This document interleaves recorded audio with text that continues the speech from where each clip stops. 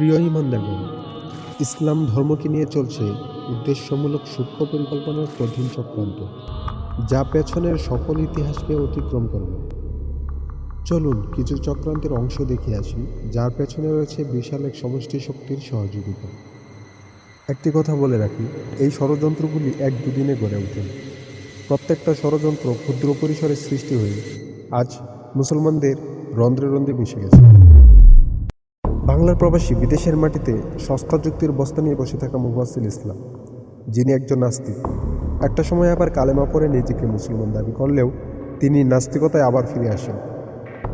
এই নাস্তিক তার ভিডিওর মাধ্যমে গণমাধ্যমগুলোতে জনসাধারণের মধ্যে ধর্মীয় বিভ্রান্তি ছড়িয়ে দিচ্ছে। বাংলাদেশের সেই মুফতি, শায়েখ, মাওলানা, মাদ্রাসার শিক্ষক, কোরআন অনুবাদক, আরবির মাস্টার, আরবি পড়াতে পড়াতে মুখে ফেনা তুলে আপনাদেরকে প্যান্ট খুলে যদি ল্যাংটা হয়ে যদি আপনাদেরকে এমবিসিতে দাঁড়িয়ে ভিসা নিতে বলে, তা কিন্তু করবেন ঠিকই। কত বড় বেয়াদব এবং মূর্খ এই তথাকথিত ডক্টর এনায়েতুল্লাহ আব্বাসী। কোথা থেকে ডক্টরেট করেছে, হ্যাঁ, আমার আসলে সন্দেহ আছে। হবে কোনো এই নাস্তিকের ইসলাম বিধ্বংসী পরিকল্পনার গোপন ভিডিও ফাঁস হওয়ার পর যখন ভাইরাল হয়, তখন ব্যাপক সমালোচনার মুখে পড়ে সে নিজেই তার ইউটিউব চ্যানেলে ভিডিওটি আপলোড করে দেন। তারপর উনি দাবি করছেন এটি কোনো গোপন ভিডিও না। সুতরাং তুমি ইসলামিক মৌলবাদীকে ধ্বংস করতে হলে তোমাকে অবশ্যই আরেকটা মুসলিম লিবারাল সংগঠন দিয়ে তোমাকে ধ্বংস করতে হবে, otherwise you cannot defeat this. ছবিটি খেয়াল করুন, একটি মন্দিরে প্রচুর সকল সামগ্রী নষ্ট করে দিয়ে সেখানে কুরবানি গরুর হাড্ডি রেখে দেওয়া হয় এবং সেখানকার হিন্দু ধর্মের লোকজন বলছে এটা মুসলমানদের কাজ। আপনারা যদি ক্রুসেড ইতিহাস জানেন তাহলে বুঝতে পারবেন এটি একটি সূক্ষ্ম পরিকল্পনার বাস্তবায়ন ছিল, যেন মুসলিমদের উপর আন্তর্জাতিকভাবে কঠিন আঘাত আসে। আসলে এখানে মুসলিমদের দোষারোপ করে ইসলাম ধর্মকে বিশ্বে হুমকির মুখে ফেলানোর জন্যই হিন্দুদের নিজস্ব পরিকল্পনার বাস্তবায়ন ছিল এটি। অথচ আমরা এর আগেও দেখেছিলাম প্রিয়া সাহা নামে একজন হিন্দু মহিলা নিজেই নিজের বাড়িঘর পুড়িয়ে দিয়ে বাংলাদেশ থেকে আমেরিকার প্রেসিডেন্ট ডোনাল্ড ট্রাম্পের সামনাসামনি উপস্থিত হয়ে মিথ্যা অপবাদ করে নালিশ করেন।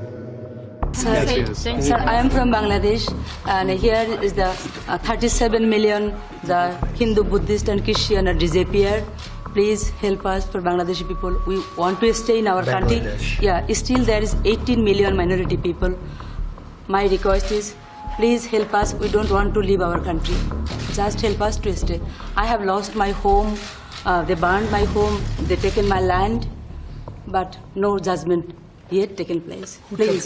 ওরা নাকি বাংলাদেশে নিরাপদ নয়। উনি বুঝাতে চাচ্ছেন বাংলাদেশে মুসলিমদের জন্য ওরা নিরাপদ নয়।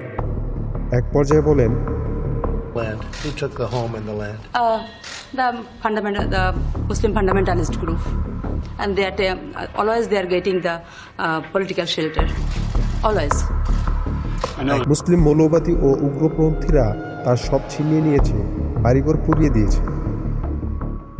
আমেরিকার সরকারের কাছে ইসলাম ধর্মানুসারী মানুষদের নিয়ে মিথ্যা অপবাদ উপস্থাপন করা মোটেই চারটিখানি কথা নয়।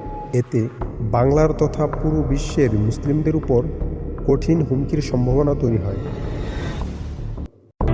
History has called America and our allies to action, and it is both our responsibility and our privilege to fight freedom's fight. Simply stated, there is no doubt that Saddam Hussein now has weapons of mass destruction. These are not assertions. What we're giving you are facts and conclusions based on solid intelligence.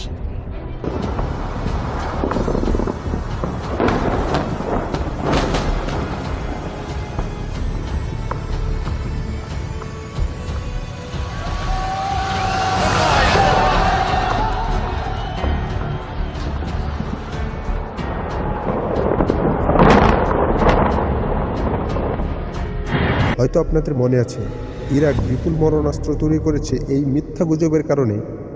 অনুমানের উপর ভিত্তি করে তখনকার আমেরিকার president George W Bush ইরাকের উপর হামলা করেছিল। এমন গুপ্ত ষড়যন্ত্রের আরও শত শত ইতিহাস ছিল, আছে এবং থাকবে, যতদিন না ইমানি শক্তি দিয়ে ওদের প্রতিহত করা যায়। জায়নামাজের উপর ধর্মীয় গুরুত্বপূর্ণ পবিত্র স্থাপনার ছবি দিয়ে ধর্মীয় উপাসনালয়ের অবমূল্যায়ন করা হচ্ছে। এর মাধ্যমে নামাজের মনোযোগ নষ্ট করা হয় এবং ধর্মীয় স্থাপনাগুলোকে অপমান করা হয়। বিধর্মীদের এটি একটি চক্রান্ত। কিছু কিছু জায়নামাজে অদ্ভুত কিছু শয়তানের প্রতীকী ছবি দেখা যায়। সাবধান, এই জায়নামাজগুলো ব্যবহার করবেন না। আপনাদেরকে অনুরোধ করছি, এই জায়নামাজগুলো ব্যবহার করবেন না। প্রতিনিয়ত সামাজিক যোগাযোগ মাধ্যমগুলোতে ইমান বিধ্বংসী পোস্ট এবং মেসেজ দেখা যায়। দুর্বল ইমানদারদের অজ্ঞতার সুযোগ নিয়ে কালেমার অপপ্রচার করা হচ্ছে। এটি একটি সূক্ষ্ম ভয়ানক চক্রান্ত। এ বিষয়ে আমার অন্য একটি ভিডিও আছে, ডেসক্রিপশন বক্সে লিঙ্ক থাকবে, অবশ্যই দেখে নেবেন। হে দুনিয়ার মানুষ, তোমরা হিন্দু হও, বৌদ্ধ হও, খ্রিস্টান হও, তোমরা নাস্তিকতাবাদের পরিচয় দাও, মুসলমান দাবি করো, তোমরা যেই ধর্ম যেই বর্ণ হও, পাহাড়ি হও, মরু অঞ্চলের মেরু অঞ্চলের, তোমরা যেই হও না কেন, হিজবুত তাওহীদের এই ডাকে সাড়া দাও। আমি বলে রাখলাম, তোমরা সবাই জান্নাতে যাবে ইনশাআল্লাহ।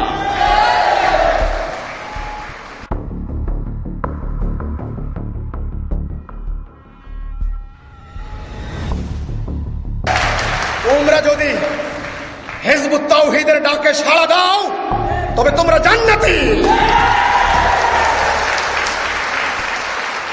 তোমাদের জান্নাতে যাওয়ার জন্য আর কোথাও যাওয়া লাগবে না।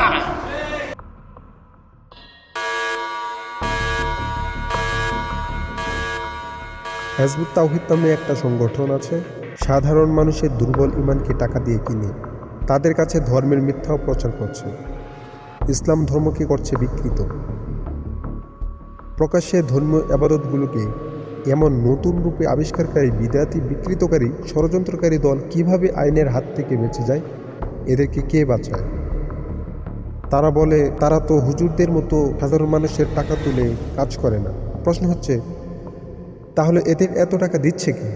রাষ্ট্রের উচিত ইসলামের বিধান অনুযায়ী এদের শাস্তি দিয়ে নিষিদ্ধ করা হোক। বুঝলাম, সেটা তোমাদের বললাম। আমার বোঝার মধ্যে ভুল থাকতে পারে মানুষ, কিন্তু আজ যেটা বলতেছি আমি, এইটা আমি না জিজ্ঞেস করে নাও, সন্দেহ মুক্ত হয়ে নাও।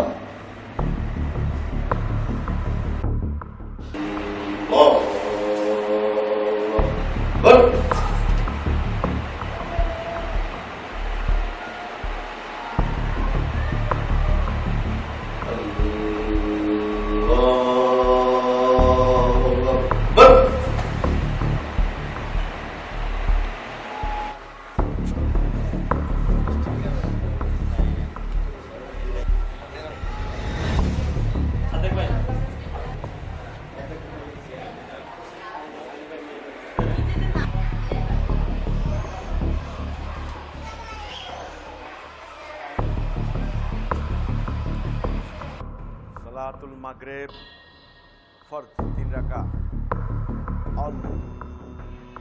আল্লাহু আকবার। আলহামদুলিল্লাহি রাব্বিল আলামিন আর রাহমান। আল্লাহু আকবার। একটি মুসলিম রাষ্ট্রে সংখ্যাগুরুদের সাথে বিধর্মী সংখ্যালঘু জাতির সর্বত্র ক্ষমতা ও দুঃসাহসিকতা হয় কিভাবে? আমরা দেখেছি বিচারিক রায়ে বাংলাদেশের আইন হিন্দুদের সর্বোচ্চ সহযোগিতা নিশ্চিত করে থাকে।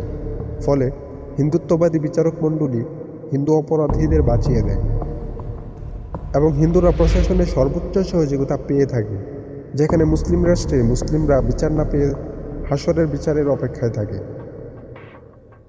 একটি দেয়াল, এই দেয়ালটি মূলত একটি সড়কের মাঝখানে দেওয়া হয়েছে এবং এটি প্রায় দীর্ঘদিনের একটি সড়ক, যেটি মূল কাগজেও রয়েছে। সেই সড়কটি মূলত ভোলা নন্দগিরি যে আশ্রম, সেই আশ্রমের পাশের এই সড়ক। এই সড়কে এই সড়ক হয়ে মানুষ সূর্যের হাসি ক্লিনিকে যাতায়াত করতেন এবং এখানে আরও বেশ কয়েকটি প্রেস রয়েছে।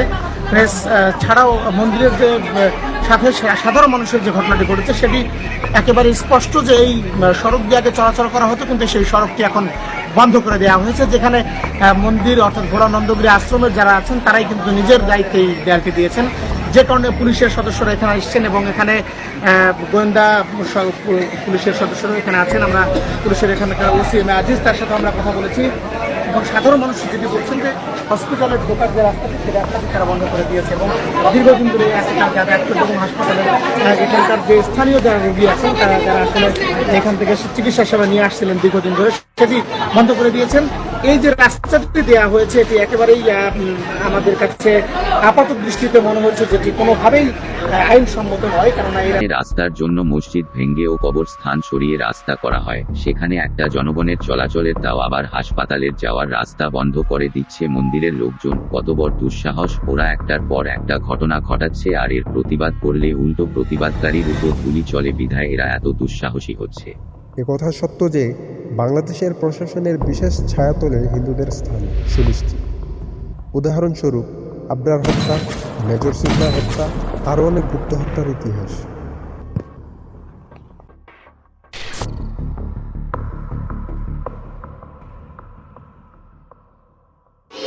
কৃষ্ণ কৃষ্ণ হরে হরে হরে রাম হরে রাম। বাংলাদেশের স্কুলগুলিতে শিক্ষার্থীদের হরে রাম হরে কৃষ্ণ বলে প্রসাদ খাওয়াচ্ছে হিন্দুরা। মুসলিম সন্তানদের পবিত্র অনুভূতিতে বুঝিয়ে দেওয়া হচ্ছে খাবার শুরুটা বিসমিল্লাহ দিয়ে নয়, বরং তাদের শেখানো মন্ত্র দিয়ে শুরু করতে হবে।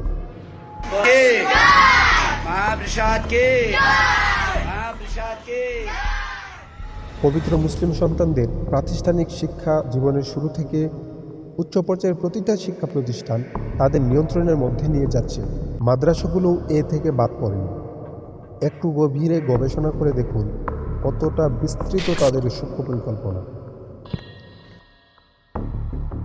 অতি সম্প্রতি বাংলাদেশের স্বাধীনতা সংগ্রামের অন্যতম মুক্তিযোদ্ধা ও সাবেক ছাত্রলীগ ও আওয়ামী লীগ নেতা নূরে আলম সিদ্দিকী চ্যানেল আইটিভির তৃতীয় মাত্রা প্রোগ্রামে বলেন, সম্প্রতি অতিরিক্ত সচিব হিসেবে যে কর্মকর্তার পদোন্নতি হয়েছে তাদের ৬৭ জনের মধ্যে ৪৬ জনেই অমুসলিম, অথচ ৭টি পদও খালি ছিল না ৯১% মুসলমানদের দেশে। এভাবে অমুসলিম কর্মকর্তার সংখ্যাধিক্য কোনোভাবেই স্বাভাবিক বিষয় নয়। আমাদের কিছু বুদ্ধিজীবী বাংলাদেশকে ভারতের অঙ্গরাজ্য করতে চায়। আমরা কি অন্যের দ্বারা শাসিত হতে দেশ স্বাধীন করেছি?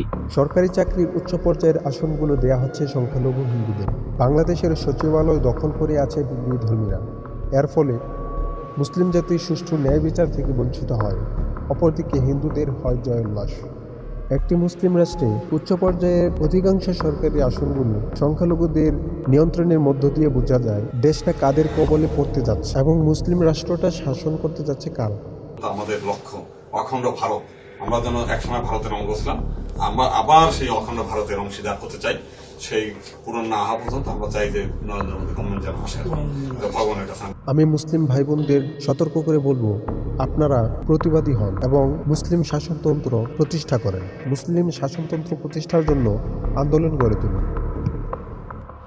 কোরআনের উপরে প্রস্তাব করব, আমি নিজে কোরআনের উপরে প্রস্তাব করে ভিডিও আপলোড করব। তোদের মুহাম্মদকে, তোদের নবীকে প্রতিনিয়ত তোদের ভণ্ডামি আমরা তুলে যাব। তোদের যদি কারো ক্ষমতা থাকে আমাদের দমিয়ে দে। ইসলাম ধর্ম নিয়ে কটাক্ষকারী হিন্দু ধর্মের অনুসারীদের বিচার হয় না, অথচ নাস্তিকদের বিরুদ্ধে প্রতিবাদ করলেই মুসলিম ভাই বোনদের পুলিশ ধরে নিয়ে যায় আর তাদের সাথে লাগিয়ে দেওয়া হয় জঙ্গি পরিচয়। নামাজ শিক্ষা, ফাজিল আমল এবং হুজুর পাক সাল্লাল্লাহু আলাইহি সাল্লামের জীবনী বই হয়ে ওঠে তাদের কাছে জঙ্গিবাদী বই।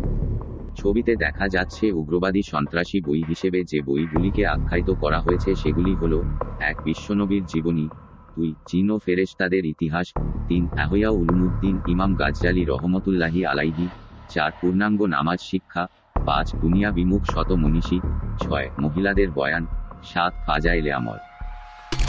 নিউজ পোর্টালগুলো মুসলিমদের বিরুদ্ধে কাজ করছে। হলুদ মিডিয়ার অপপ্রচার আর গাদ্দারিতে রাষ্ট্রীয় এবং আন্তর্জাতিকভাবে মুসলিমদের অপরাধী করা হচ্ছে। সেজন্য ইসলাম ধর্মকে হুমকির মুখে পড়তে হচ্ছে। নিউজ পোর্টালগুলো সমালোচনার স্রোতে সুযোগে ওদের চ্যানেলের অবস্থান নিশ্চিত করে নিচ্ছে। সামাজিক যোগাযোগ মাধ্যম ফেসবুক এবং ইউটিউবে হিন্দু সম্প্রদায়ের একটা চক্র মুসলিমদের নাম দিয়ে অ্যাকাউন্ট তৈরি করে বিভিন্ন লেখার মাধ্যমে বিতর্কিত পরিবেশ সৃষ্টি করে এবং ইসলাম ধর্মকে কটাক্ষ করে।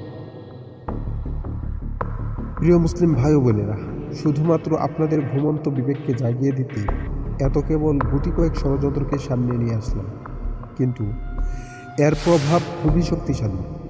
ধর্মীয় অনুভূতি, ধর্মের প্রতি দায়িত্ব ও কর্তব্য অনুধাবন করে এবং নিজেকে একজন প্রতিবাদী, ন্যায় বিচারক ও ইসলামের দায়ী হিসেবে গড়ে ওঠার জন্য ঈমানধারী ভাই ও বোনদের আহ্বান জানাই।